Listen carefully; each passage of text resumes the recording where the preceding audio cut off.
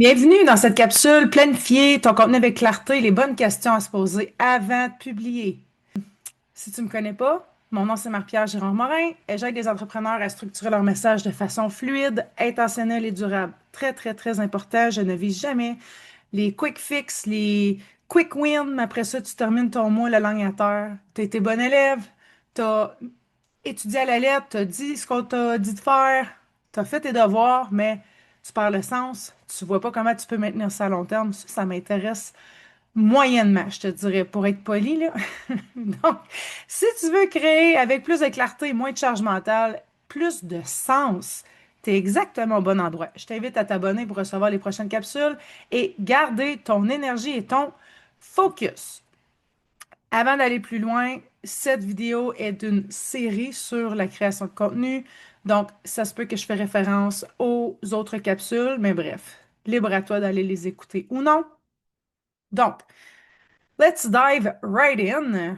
4 questions puissantes à intégrer dans ta routine de création. Premièrement, que ce soit planifié ou que ce soit un vent d'inspiration ou super spontané, demande-toi à qui je parle. C'est qui mon client idéal? Dans quel segment? Niveau de maturité. Par niveau de maturité, euh, je parle de est-ce que cette personne est prête? Est-ce que cette personne, elle est vraiment filtrée?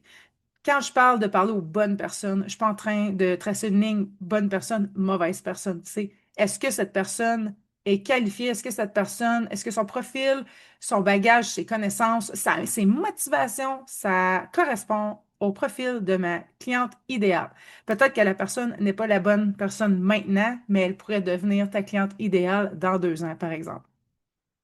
Ou peut-être qu'elle est trop avancée puis tu peux pas l'aider. Dans ce cas-là, fais comme moi et réfère quelqu'un. Tu sais, il n'y a pas de compétition, il y a juste de la collaboration.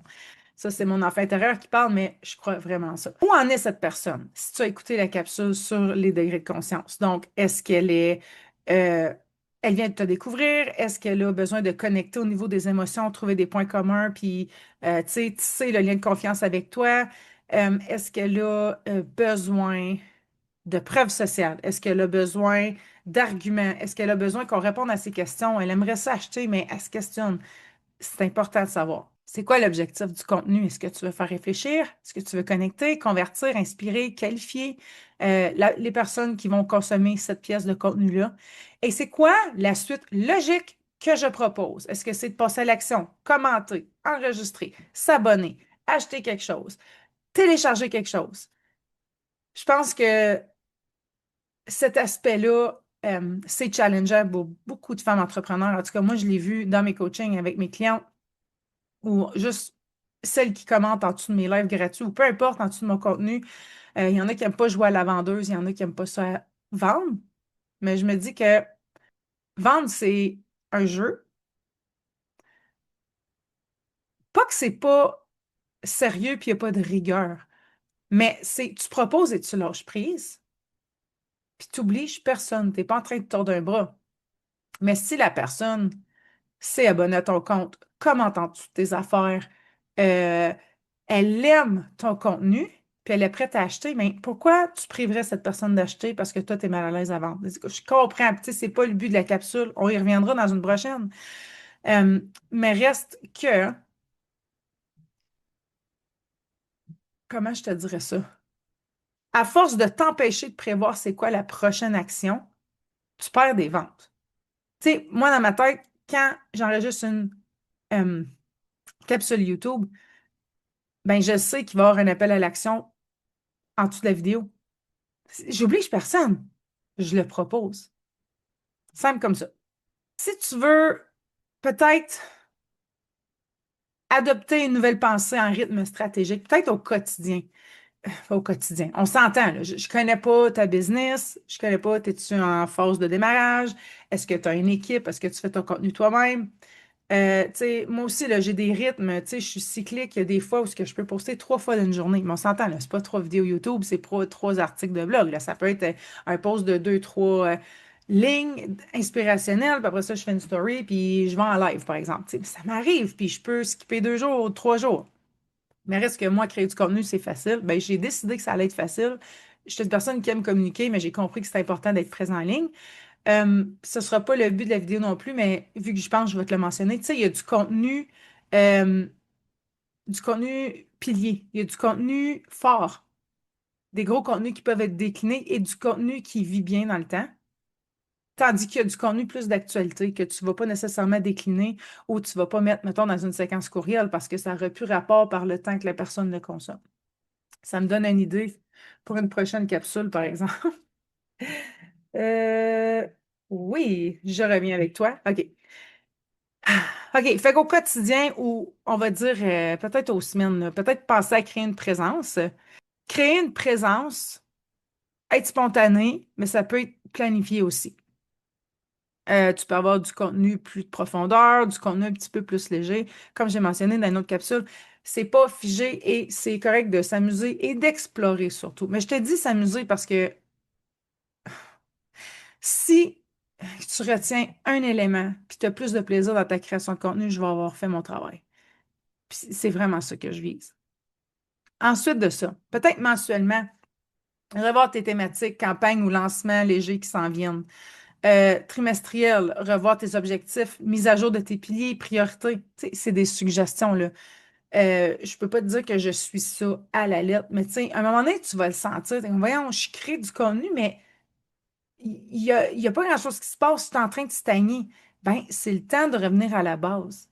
Puis, je vais te dire que c'est souvent du travail qu'on n'aime pas faire. Ah, je l'ai fait, ma clientèle cible, ça me tente plus. J'ai mes piliers de contenu, ça me tente plus de toucher à ça. Ben, c'est quasiment comme dire, ah, j'ai lavé mon frigo il y a 2 semaines, puis là, tu sais, j'en reviens avec une grosse épicerie, je veux comme faire toute ma nourriture pour la semaine, on est dimanche, mais ça me tente pas de leur laver, c'est trop d'ouvrage. Ben, fais-les régulièrement, ça va être moins une grosse job. Planification annuelle aussi, vision long terme, grande date, retour de saison. Par exemple, tu sais, moi, avec les années, j'ai compris que je fais pas de lancement en janvier, je suis fatiguée. Je prends soin de moi.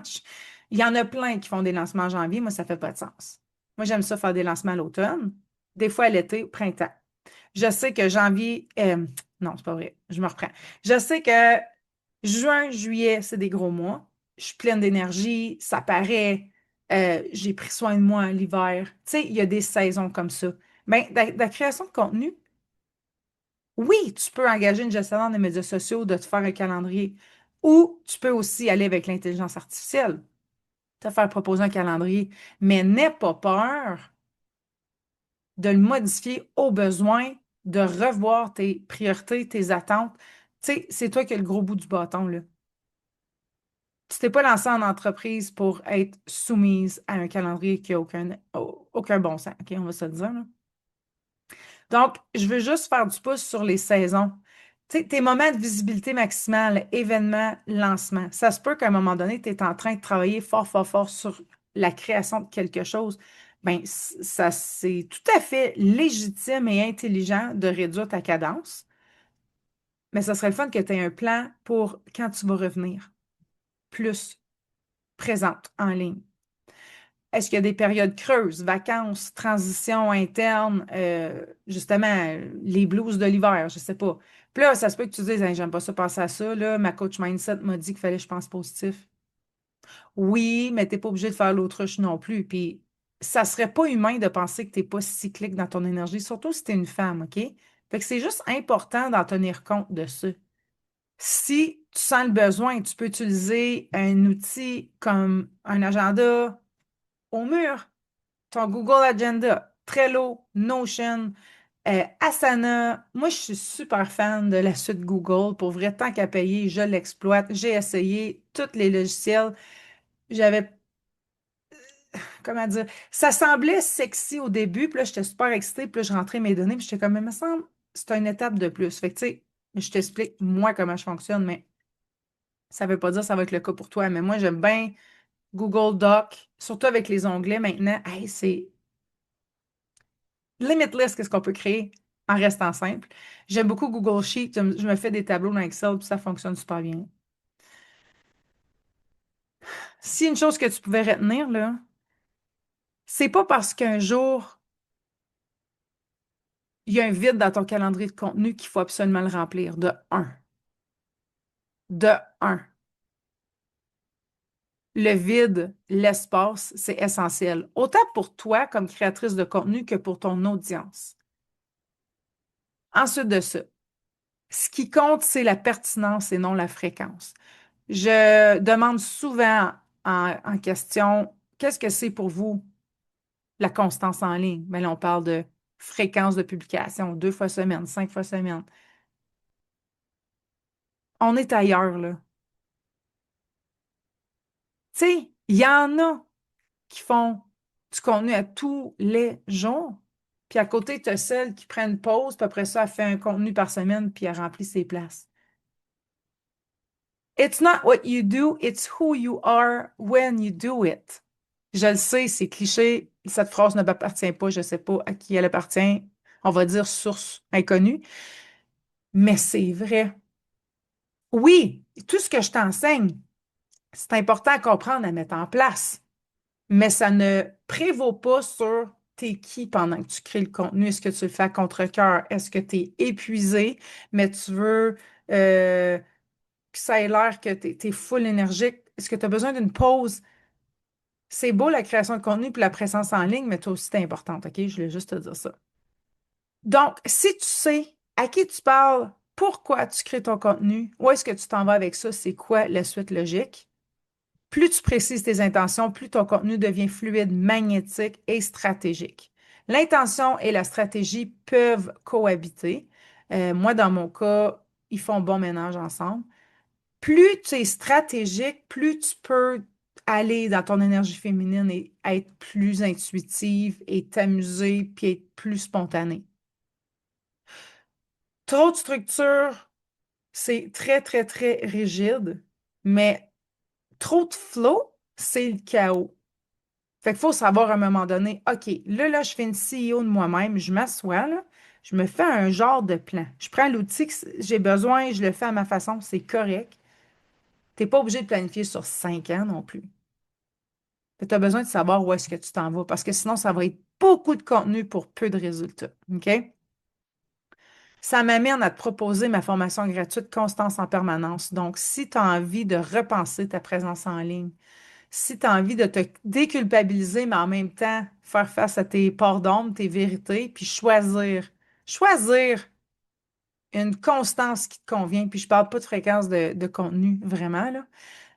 Ça, c'est vraiment la surface. C'est quasiment la caricature de la constance. Moi, quand je parle de constance, c'est t'es qui hors des écrans? Est-ce que tu es constante? Est-ce que tu vis quelque chose dans ta vie personnelle? Est-ce que tu te dis, quand ça va être le bon temps, j'ai hâte d'aller raconter ça, j'ai hâte de le partager à ma communauté? Tu sais, es-tu constante dans ta business en général? Donc, je te laisse le lien sous la vidéo de cette formation gratuite-là. Ça me fait super plaisir de te l'offrir, puis on se retrouve dans une prochaine capsule.